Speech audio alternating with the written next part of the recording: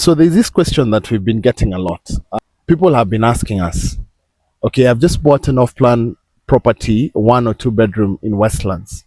We're seeing reports from renowned real estate consultants like Has Consult saying that, Westlands, the property prices have gone down by 7.9%.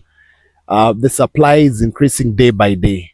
What do I do? I feel trapped. What do I do? What do I do? I've already locked in a deposit, signed the sale agreement.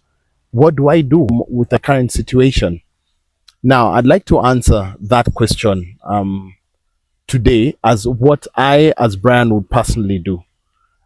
If you find yourself in that position, if you've fallen for the hype and you've invested in some of these developments that are coming up, with especially the very heavy density ones where we have 600, 800 apartments in one complex, and considering the current market situation where we have an oversupply of apartments, number one, I'll tell you, do not panic. If I were you, I would not panic. This is what I would do if I were you. I would actually just hold on to the apartment. If you have already started paying, continue paying until when the property is complete, because a lot of these sale agreements that are standard in the market stipulate that if you decide to cancel that transaction, you will forfeit 10%, not of how much you've paid, not of the deposit, but of the purchase price of the apartment. Now, that is a significant amount of money for anybody to lose. So I will not advise that you go in that direction of canceling that sale agreement or canceling that transaction.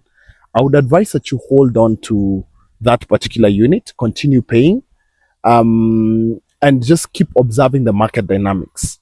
If by the time the property is complete and you end up getting a buyer, because what I can assure you, in another 2 years' time, when all these projects are complete, we're already experiencing oversupply now. It will be difficult to sell then than it is now. But what I'm saying is, you're better off holding on to the property now, because market dynamics might change.